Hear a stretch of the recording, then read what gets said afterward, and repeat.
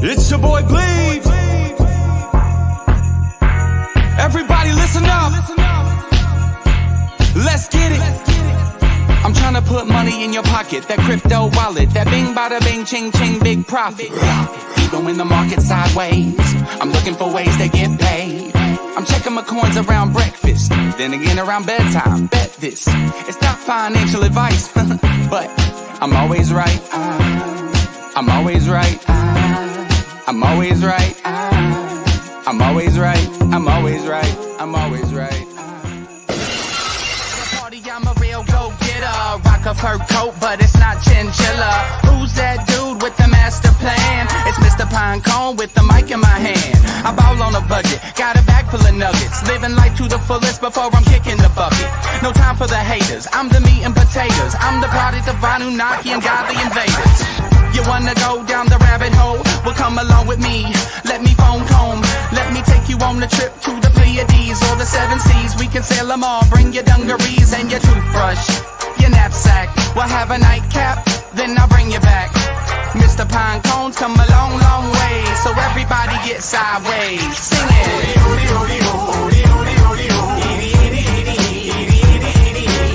I can't wait till Friday. Everybody's getting sideways.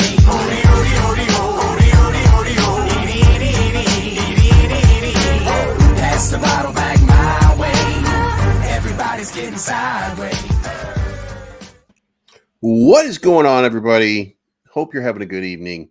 My name is Bleeves. This is Bedtime with Bleeves. I'm here to tuck you in with all the news that you need to navigate your way through this crypto world and through this crypto day.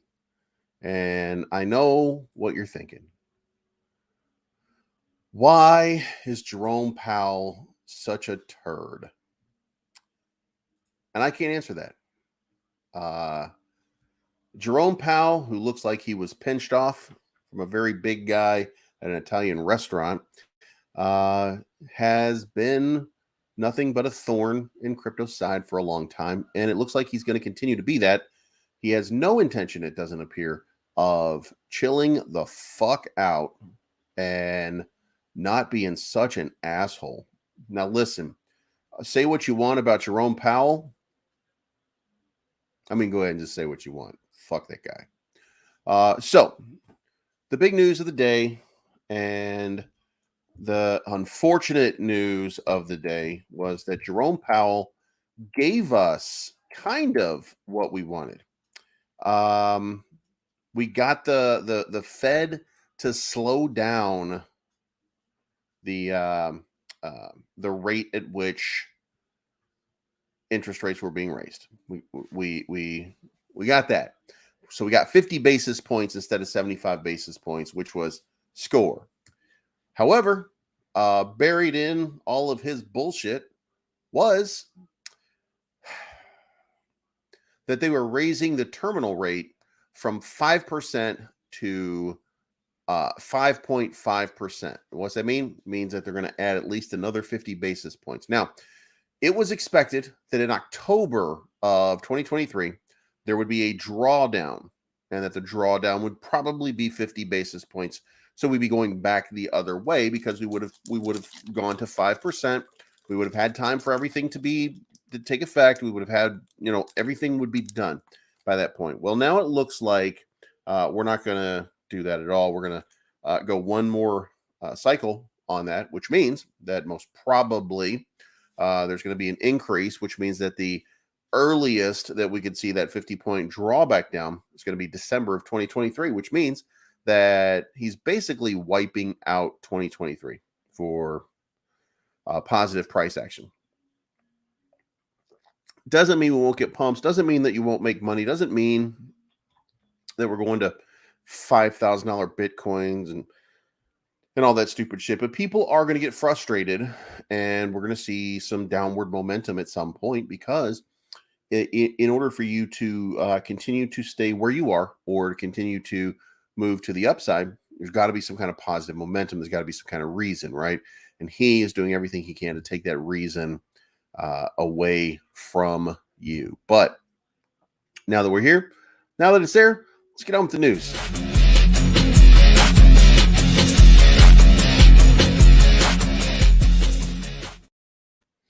All right, so as you can see here, the full recap of the Fed's rate hike and the Chairman Powell news conference.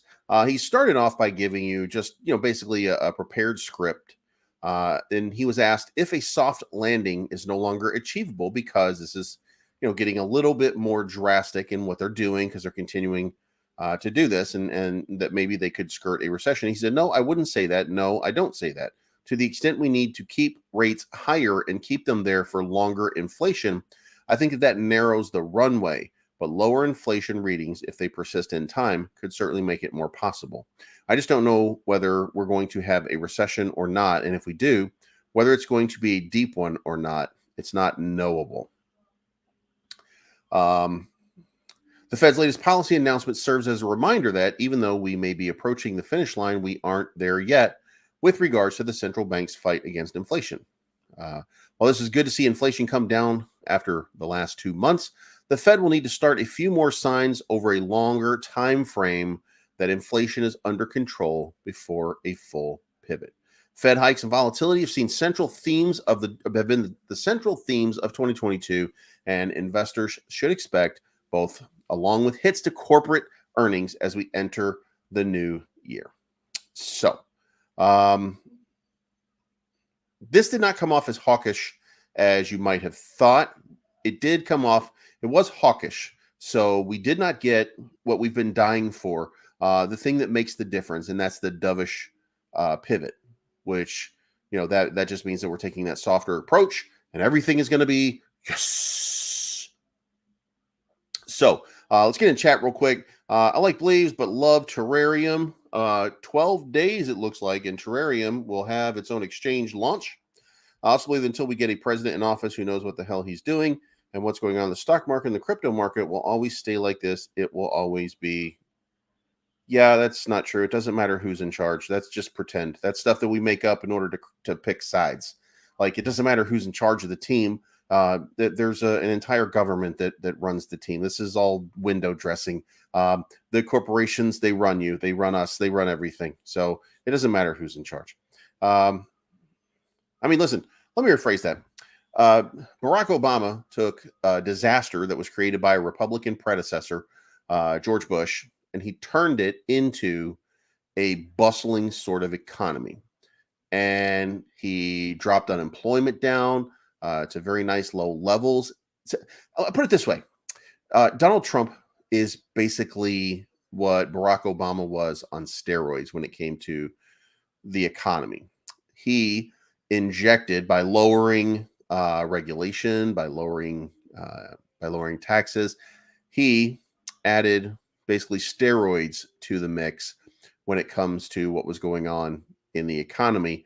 But even Donald Trump's best month in employment or hiring didn't come close to what Barack Obama did, or even Joe Biden. And Joe Biden's, I think his number is kind of slanted because of COVID and because of people not working and then re-entering the job market, if that makes sense. So I don't think that Joe should get full credit for it. But Joe Biden is a gaffe machine in and of himself. But I think that we took a good economy. I think Donald Trump made it an even more thriving economy. I think COVID ruined everything. And I think that it doesn't really matter what's going on from that point. We're doing the best we can. But it used to be that we could look the other way and just be like, oh, well, the president's the president. He's an idiot. And it doesn't matter who he was an idiot. The first cool president that we've had in 50 years was Barack Obama. And, he can't do that shit either. Like, he has no idea what he's doing. Nobody can successfully run the country. It's the corporations are what run the country. And you can be on a team, but you in fact would be better served if you did what Kyrsten Sinema did and just get the fuck off the team. Even though she showed up in the Senate today and showed everybody that she was a complete moron and didn't know what the fuck she was talking about. I don't get embarrassed because it's Kyrsten Sinema, and I think she's embarrassing anyway. Not because she's Democrat, but because um, because she caucuses with Democrats when she's clearly not. She's more of a libertarian and should probably caucus with Republicans, but she's continued for some reason to caucus with Democrats. And it's weird. She's just weird. But she came out today and she said, "What am I supposed to tell?" Wait a minute. Wait a minute. Let me give you the drama. What am I supposed to tell my constituents in Arizona when they're asking where their money is from their investment in FTX? Hey, you stupid bitch. That was international FTX where the money got stolen.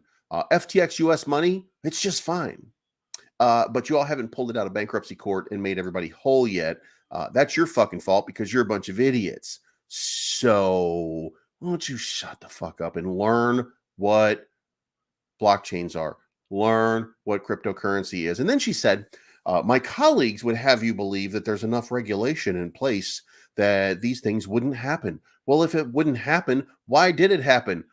Yeah, you stupid bitch, because we're not an international organization. We're a United States organization. It didn't happen in the United States. I don't like when people come in and they're idiots, okay? And Kirsten Sinema showed herself to be an idiot, and I don't like that out of any representative, whether she's in my state or not. Look, if you're in Arizona and you picked an idiot, you wanted an idiot in charge, nailed it. But if you have a functioning brain, find somebody else. Primary this crazy bitch. Find somebody who knows what they're talking about. We're either we don't all have to agree on what the tax rate should be. We don't have to agree on what we think abortion rights should or should not be. For some of you, you're extremist and you think that women should just unequivocally be able to do whatever they want, and that's fine.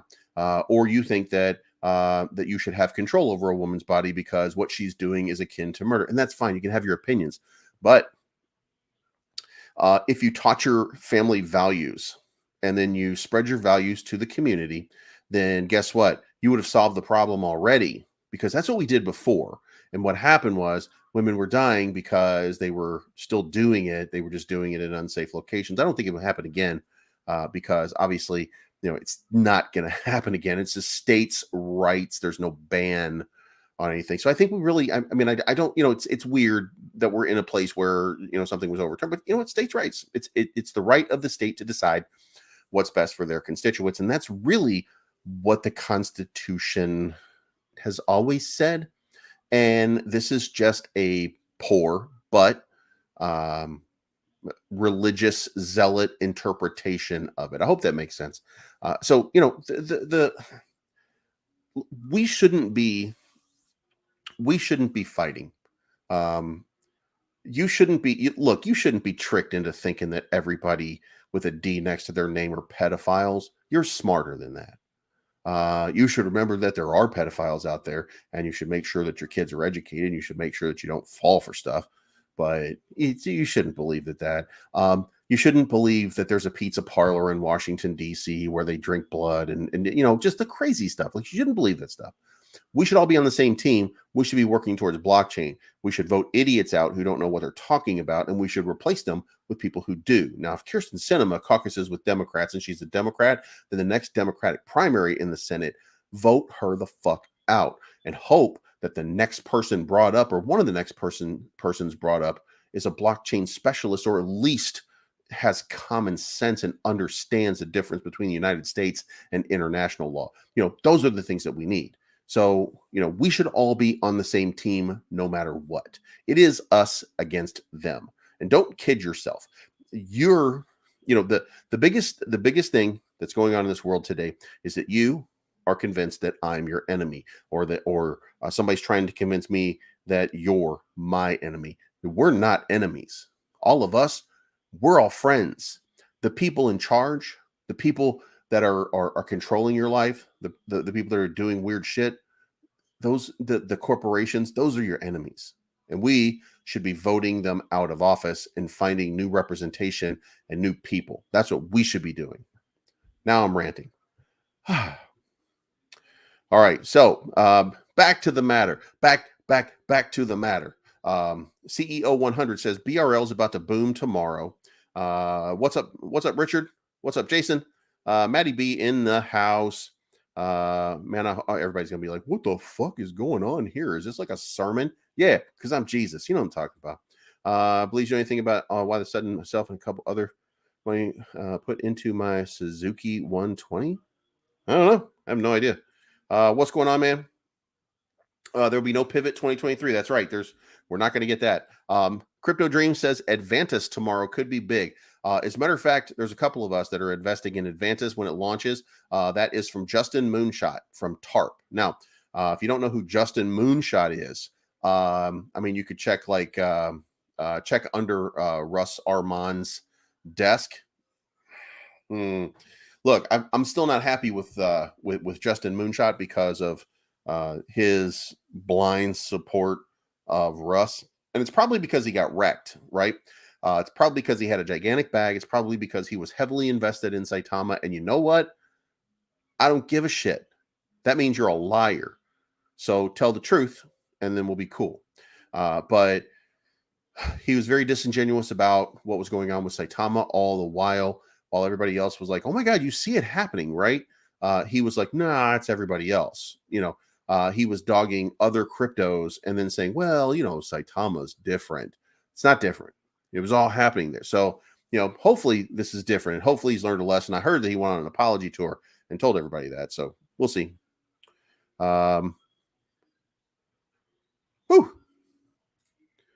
Let's go Louisville. Hopefully get that first win. Man, I don't even care about basketball, to be honest, man. What I care about is let's bring in that football. Let's bring in the football team. Let's bring in look, man, we could archive basketball for all I care and form a lacrosse team, and I would be all in because I would watch lacrosse all day long.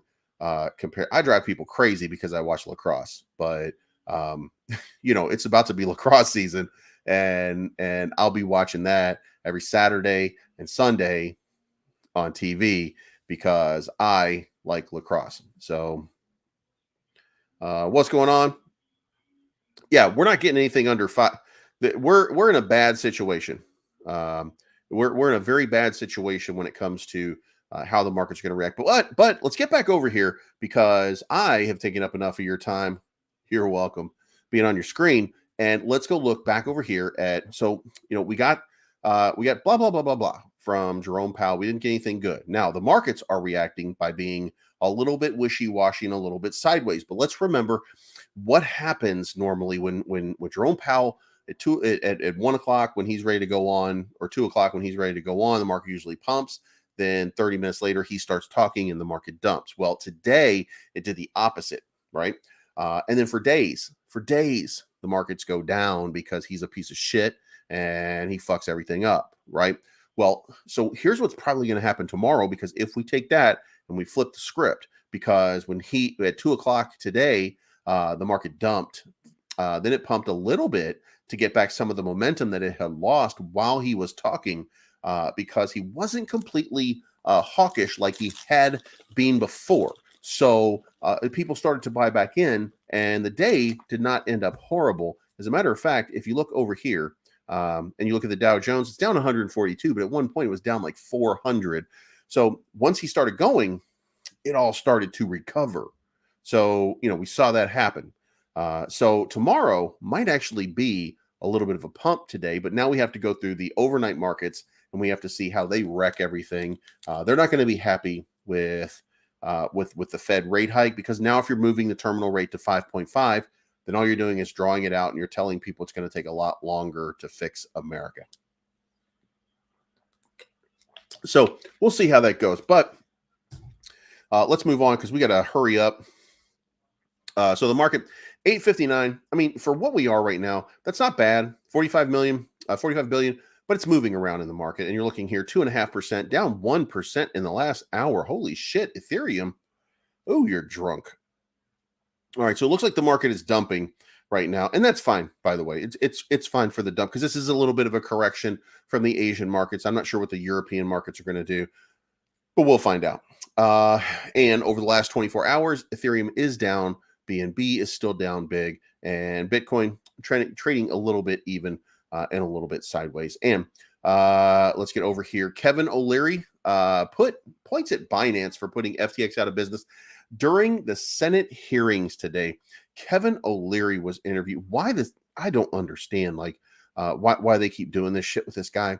But he got $15 million to be the spokesperson for FTX, and he lost $15 million from the fall of FTX.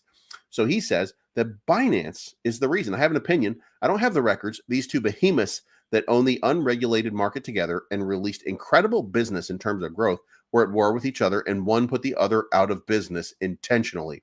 And you know it, and I know it, and everybody else is finding out about it. So there we are. Ethereum, change in supply dynamics post-merge. Now, we've talked about this. We haven't really stressed it a whole lot, but we've talked about it a little bit.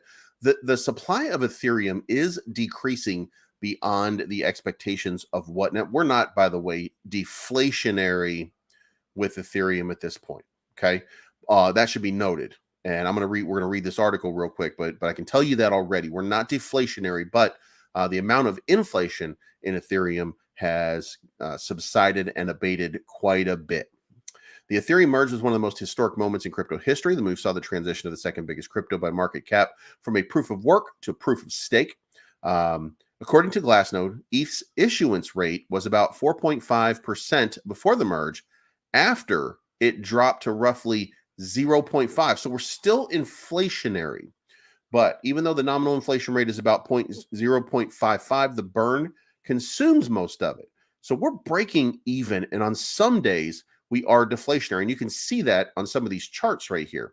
So here's just an example here. This is supply issuance, and this is small percentages here. You've seen this. This is not a lot that's being issued, but some days are better than others, and we're burning. When there's a lot of volume, there's a lot of activity. As of yesterday, the net Ethereum supply stands at around negative 1,885 ETH. So it's being burnt. So we're almost at a point where ETH becomes deflationary. So then that's the question here. No positive price movements due to deflation. As per the data, ETH has been net deflationary, meaning that more ETH is burned than created. However, the development has not resulted in an upward price movement. Less ETH in circulation should ideally lead to an increase in price. However, this may take many years to manifest. Now, I'll tell you why, and we can look at it over here because if you go back here and remember, we're talking about lows, and we're looking at a day chart right here, and let's go back here, and we see the day where we had our dump down to our bottom. And where is our local bottom? Our local bottom is 879.80. And let's see where that happened. Where cuz had been did. Here we are right here. Okay, so it was on, what date is this? Is that Saturday, June 19? God damn it, I can't remember what day it is. Okay, so it was Saturday, June 18. Okay, so we dipped down to 879.80. Bitcoin at the same time, June 18.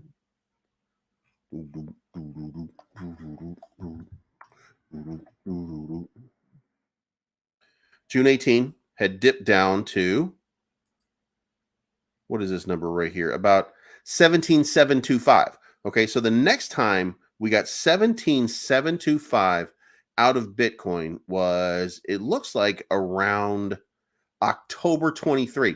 So on October 13. On October 13, we should see Ethereum at that point at 879, right? Because we're down here at that level. But October 13, we come over here and we look, October 13, Ethereum is up to almost 1,200. So Ethereum has gained about 300 points of price action in the upward column versus Bitcoin, which means that it's closed the gap on the overall market cap. So it's a little stronger right now versus Bitcoin than it was before. And that is the effect of that burn. And now we're not seeing it in price pump. We're not seeing it in price action. And by the way, we can just get rid of that because that's not going to do shit at this point. But now we can kind of look at it and just be like, yeah, so the Ethereum has already priced in what's going on with the deflationary move. And that would mean that should things be similar in the next bull run, we're going to see way more than a 4,800 Bitcoin because we've priced ourselves way up. Consider that the difference between 879 and 1,200 a little bit later on, we're talking about 3.5 points on a 900. So 33% higher. So if you consider 48.48 at 33% higher, then you're talking about a $6,400 ETH, right? If this had all happened way back when ETH went to 48.47, then we'd be looking at a 6,400 ETH. So that's the type of crazy shit that's happening at that level. So that's what's going on. So I think we're in a pretty good position. Like, I think we really are. I think we're really in a good position. So let's get back over here and let's close that out, and let's get over here because we want to get through a bunch of these. The Federal Reserve raises interest rates another 50 BPS. So we got that. We got the 5.5% terminal, the terminal rate, which is just that's not great. That's not great. So, but that means we're getting to the end, by the way. So now it's just time to let this thing play out. So let's hope that this is something that we can look in the rear view pretty soon. Shiba Inu, hints of Shibarium update spike SHIB trading volume by 28%. And I don't have it pulled up. Why would I pull up CoinViewCap, or why would I not leave it open to look at the volume spike in SHIB? You can see here from SHIB, it's down to 88.49. By the way, this is buy mode right now. Look at this right here. You see this shit right here? This is buy. This is the buy area of Shiba. So, and we'll come over here and then we'll look at the chart in a few minutes. But I'm telling you right now, I'm going to be looking to move something over into Shiba Inu very soon, because this is like the buy moment. And by very soon, when I get done with this broadcast, we are probably going to be looking at increasing SHIB because it's going to be easy money at this point. But Sam Bankman-Fried lieutenant alerted regulators to misuse of customer funds. So it turns out somebody in there was a backstabber. And it says, in a November 9 call with Bahamian regulators, FTX Digital Markets co-CEO Ryan Salame told Bahama Securities Commission, Salame, I think his name is, Executive Director Christina Roll, that the client assets possibly held by FTX were transferred to Alameda. So it's Ryan Salame, who was the co-head of the company, diming out his own company. Kudos to that guy. That's an honest move right there. Now we'll find out how involved he is and how to see if he's also going to be arrested or anything like that. I mean, there's got to be something that he knew or was involved in. So we need to find that out. And if we find that out, he's going down too. Even if he turns state's evidence at this point, he's probably going to have to pay whatever price. So we'll see what happens. But next, UK financial regulator calls for tougher crypto rules. So prepare for that pain. This means probably, just for an idea here, this means probably that when the European markets wake up in a few hours, they are going to dump, because the UK financial regulator is now calling for stricter crypto rules. So that will dump some of the British market, which is a predominant portion of that European area. So I think we might see a little bit more downward momentum when we wake up in the morning. Also, crypto market today, U.S. regulation heats up. Bitcoin rises, then falls. No shit. But we are getting to the point right now that U.S. Senators Elizabeth Warren and Roger Marshall are introducing a bill to crack down on money laundering and financing of terrorists in rogue nations via cryptocurrency. So let's see what happens. I mean, Pocahontas could do whatever she wants, I guess. She's a senator and they keep voting her into office. So she doesn't represent me, but she does represent her area, which, they're entitled to their own opinion. So Bitcoin miner CleanSpark. This is big news here, right? By the way, which is why we're moving on from Liz Warren so quickly. Bitcoin miner CleanSpark cuts 2023 hash rate outlook by nearly 30%. So it's not looking good for crypto miners. And at some point, the lack of profitability, and some of them, by the way, are borrowing money to stay afloat, and that's not good. So, at some point real soon, some of these things are just gonna be like, it's not worth it. It's not worth doing anymore. And they're not even gonna become validators because, the money is not as great there. I don't think, because the fees are so small. But these miners, excuse me, what are they gonna do? Like, live their lives on RTX 4080s? I didn't think I saw that news, did you? So, real quick sidetrack: crypto miners bought a ton of RTX 4080s, and the gaming market couldn't get a hold of them. And then the gaming market got a hold of them, and they barely worked. So hilarious. All right, now let's move over here, and we're gonna do we're gonna get into some of this shit right now. Total market cap down from 844 billion all the way down to 817. We are seeing the absolute collapse right now of Bitcoin price. And are we going to test this bottom line here? We got over our 18.1. We did not use it as support at any point. You can see here on the 1 hour chart what I said we needed to do, not even close. Over here on Ethereum, what I say we needed to do, not even close. So we're not anywhere close to a recovery at this point. So what does that mean?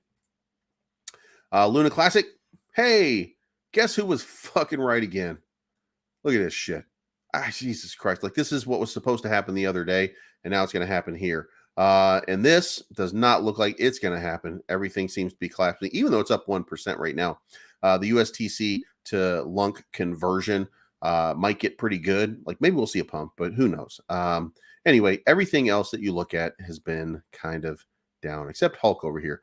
Looks like it's up 21% for some reason. So we'll leave that behind, and we'll get into Volt trading at 1203, down big time today. Lily 1790, and there's no update from Lily. I was told today that I should tell you that when I'm speaking to you about Lillian, I am not a member of the team. I am not an insider. I'm not privy to information, and nothing that I say should be considered financial advice.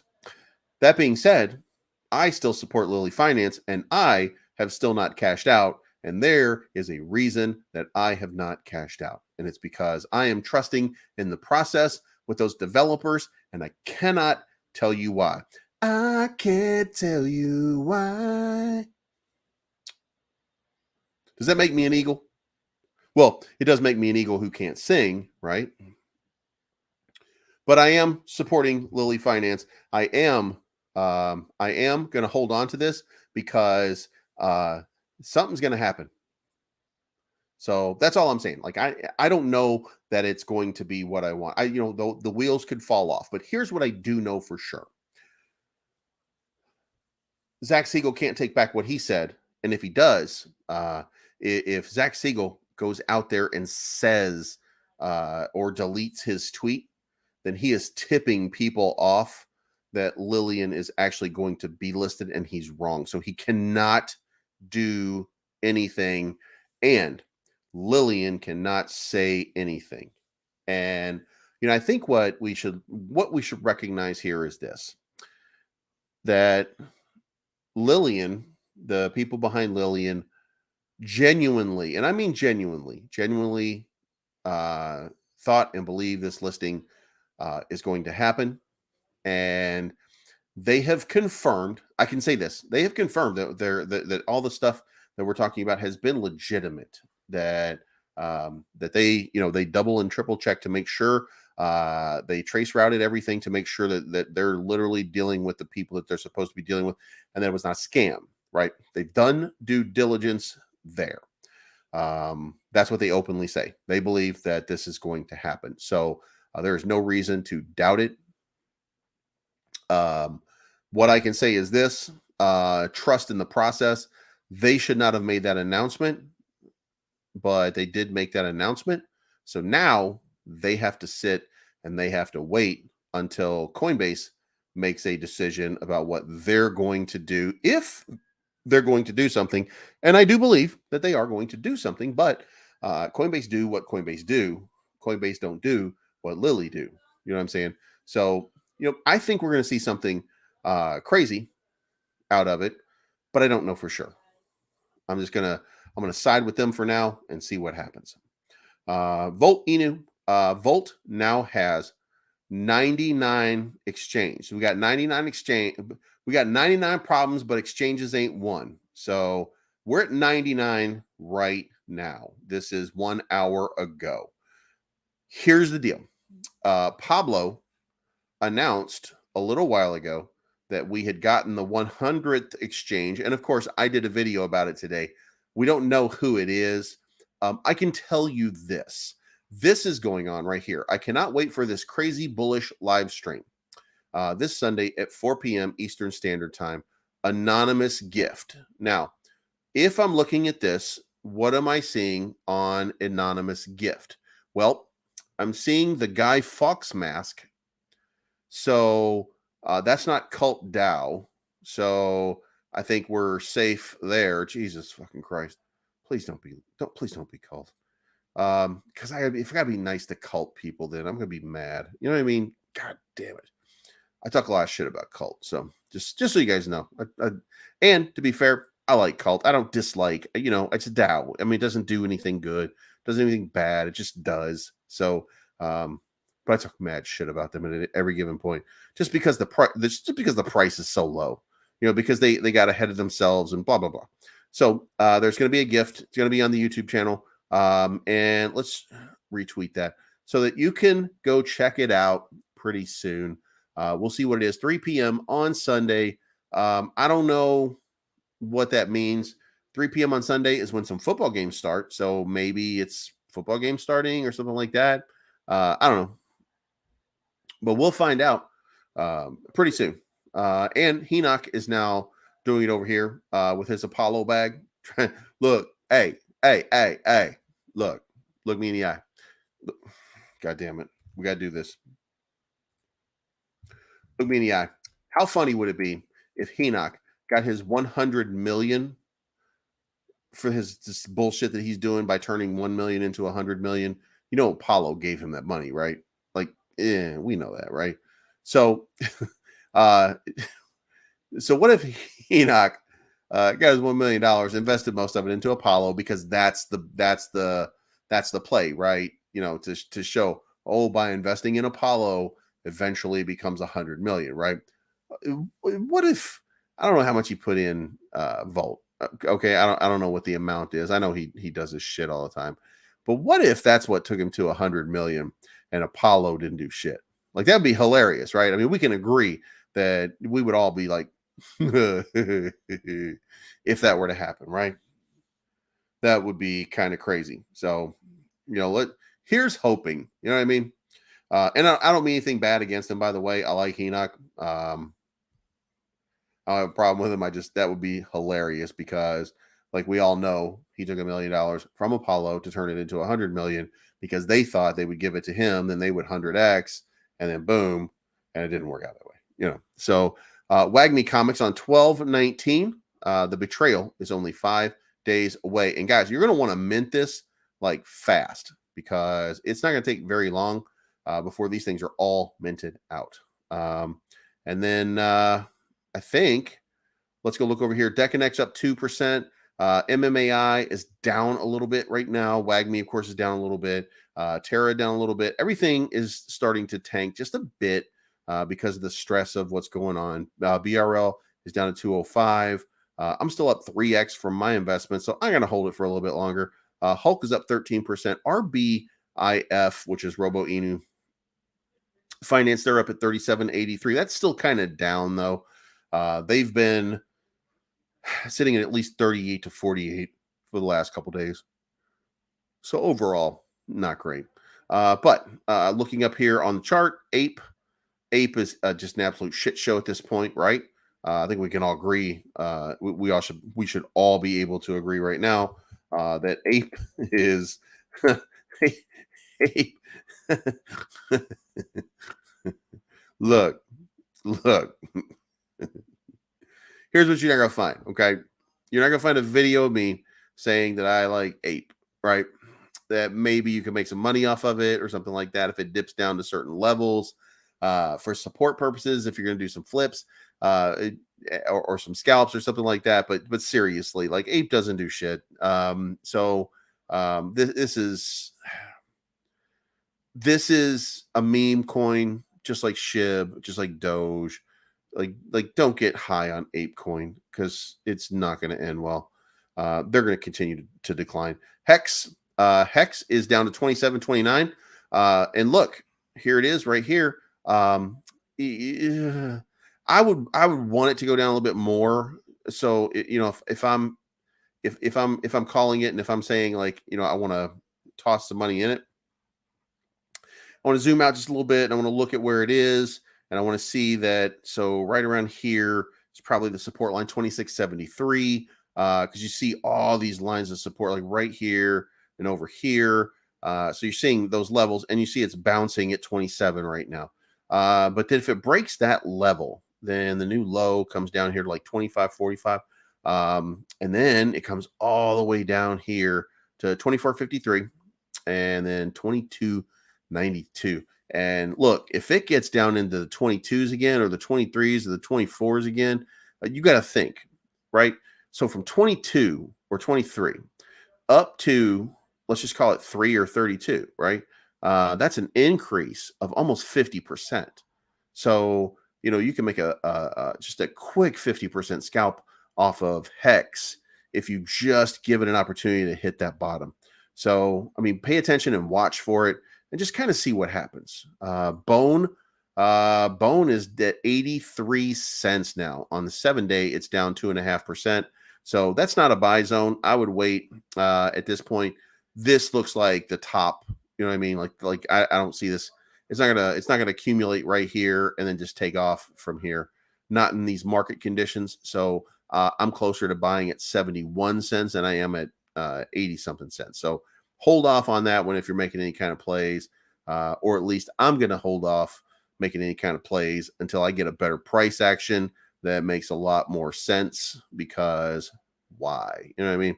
So Volt is also trending #1 right now. So something's going on there. And it's probably because they had the anybody who sold. So anybody who sold 15 or more ETH got a free trans snip. So we had this soon to be chick here that sold like 26. Then we had this swapper 17, this one 16, this one 15. None of which, by the way, none of these pieces of shit used Volti change. So yeah, I mean, we'll see you later, girls. If that's what you call yourself. I don't know. It's gonna be on them, right? So that's where we are. Let's close this out. And I didn't share my screen. God damn it. I love this. Story of my life. Should we do this again? All right. So let's go back over here. You guys need to see the screen. God damn it. You need a goddamn it too. That was for you, Maddie B. All right. Anyway, we'll do this real quick. We'll go down. We got the list. You already heard what's going on down here. There's nothing that we're trading down here. Everything that we looked at for trading purposes was up here. And we got Volt #1, something going on there. Hex, you look over here, it's at 27.29. So it's 2.7 cents. And you see what it's doing right there. But it's not down here at this 26 level. So what we would like to do is see this thing kind of come down into these levels. It's going to be at 27, 26, 26.5, it looks like. And then it's going to be 25.5. And then, maybe we'll hope for some kind of real bottoming out right here. And if we can get that, then that's going to be a great move, because again, from here to here, that's 43.6% in a very short period of time. So like that's worth making a play on, right? So let's put a pin in that one. Bone is at 84 cents. So, again, 71 cents is the buy line. If you're not getting down at 71 cents, don't bother. Because look, here's what's happening over here. And I mean, look, this I'm just telling you that this is the spot. but I mean, really, there's data to back this up. Like this 71 cents. Look here, it goes through 71 cents, it bounces all the way, then it comes back and hits 71 cents, and it goes all the way up to 245. Then it comes all the way back down to 71 cents, and then it bounces and it comes back down and it bounces, and it's still doing it. Now, the one thing that you can say is that it is minting lower highs. So at some point, this number right here is probably going to come down a little bit more. The way that it looks is tragic. So I don't think that I don't think it's going to be as bad as that. I think it's probably right here at 54 cents. That's going to be the next bottom, but that's a guess. So trade carefully on Bone. Ape is $3.97 off a high of 26, and it's not doing shit except idling sideways. Every time it gets a little pump, gets a little dump. You can see it right here. But I mean, these are big moves, right? Going from $3 to $7, that's 100 and something percent. So it's not bad. If you look over here, you can see that just in the last few days, it got a pump of 106%. So, you know, there's some money to be made on it. I just don't think it does anything. So, oh, and you know what? There was one token that we hadn't talked about in a while that we were going to take a look at, and look at this motherfucker pump right here. Look at Saitama. Now listen, Saitama's not making a reversal. Saitama's not lighting the world on fire. But look at this. Saitama is turning it around. This is the day chart. So let's get into the 1 hour candles, and let's look at the 1 hour candles. Now look at this. Like this is some what can only be described as Saitama level shit that's happening right now. So they've gone from down here all the way to here, which is a 49% increase in the course of the last 2 weeks or so, putting them, you know, if you invested somewhere around here, you probably get close to your money back.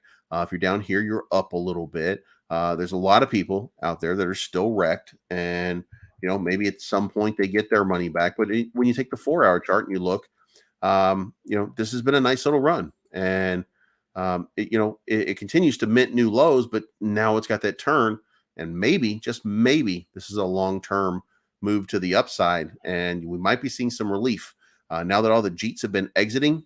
No, and none of you, by the way, not a goddamn person saw this coming, right? But here it is, and here we are. This is only, by the way, $53 million market cap. It is not even as high as Volt at this point. Okay.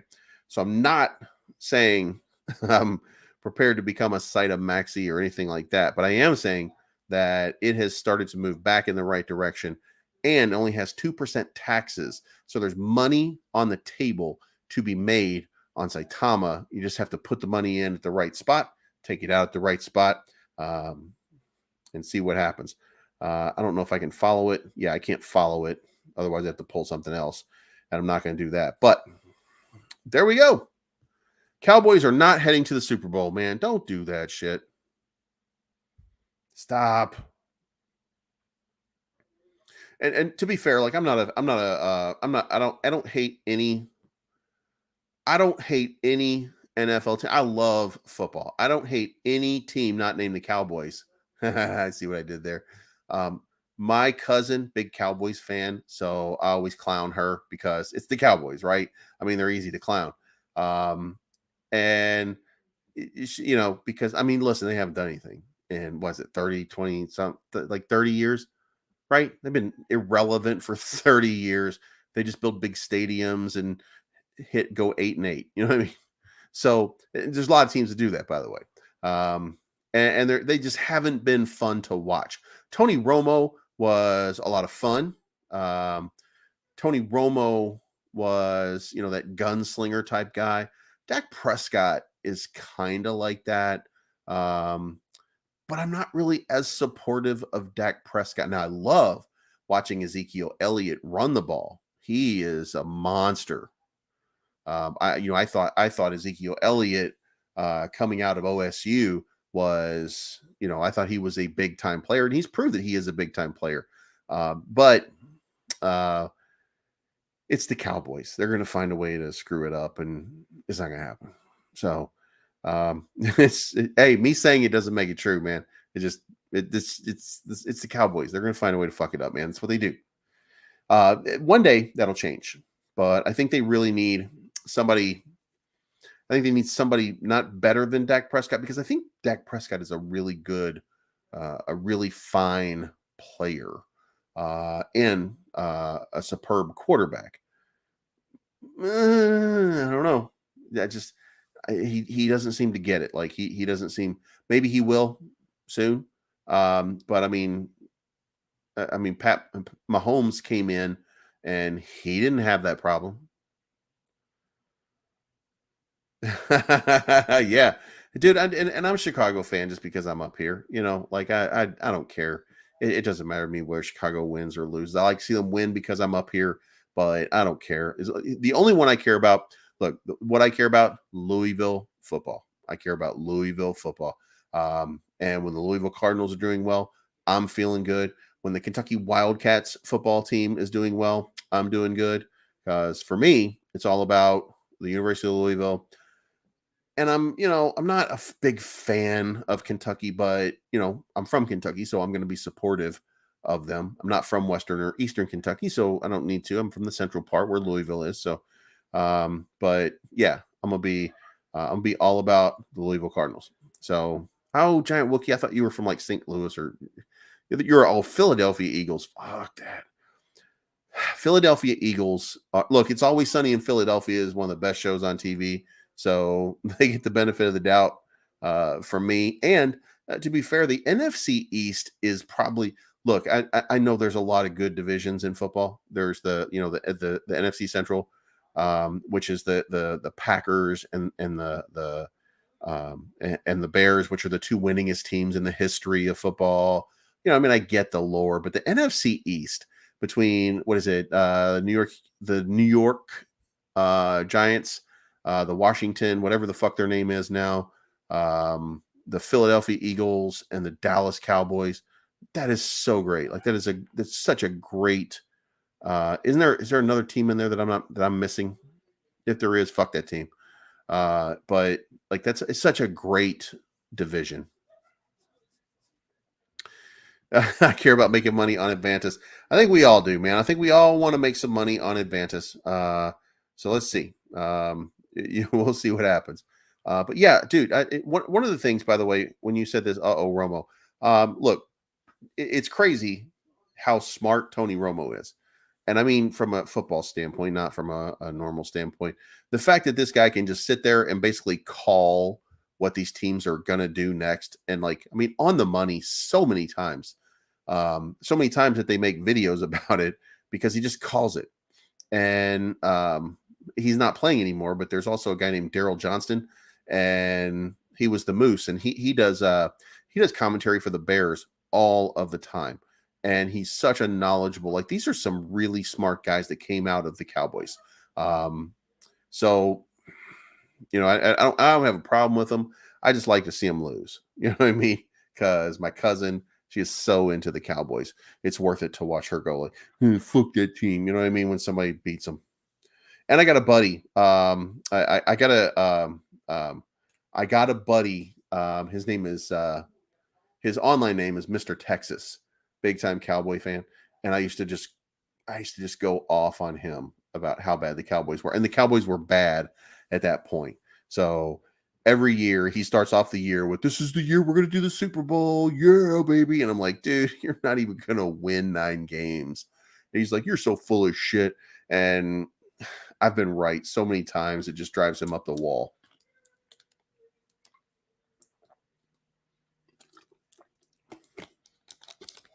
Yeah, there we go. Washington, New York, Philadelphia, and Dallas.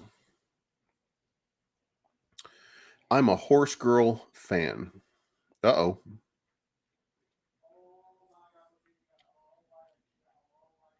I don't know what that is. Yeah, Romo is passionate in the booth like John Madden. Very interesting. Yeah, I mean they're entertaining guys. Yeah, Randall DeHart. The Commanders.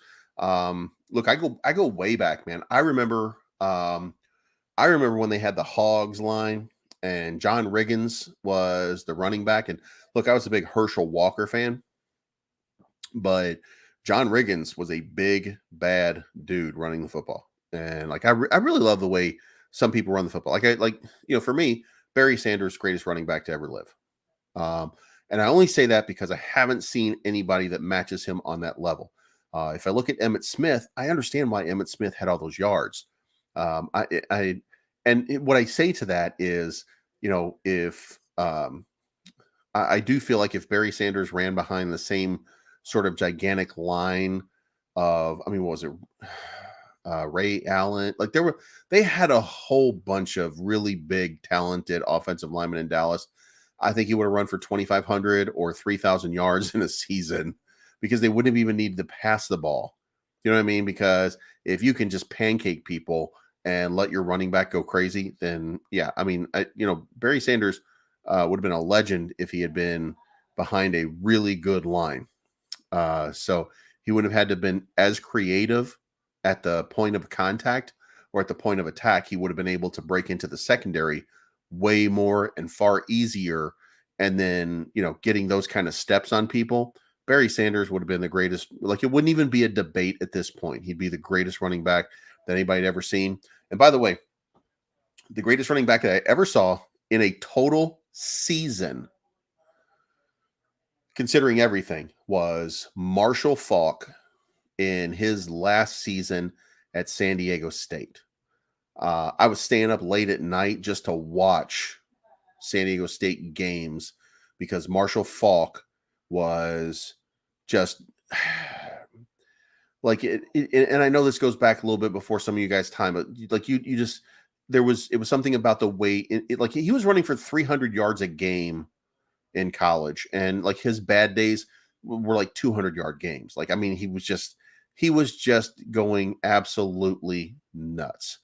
And it was crazy because he was doing it against decent competition. He wasn't doing it against great competition, but like Marshall Faulk was just almost out of control.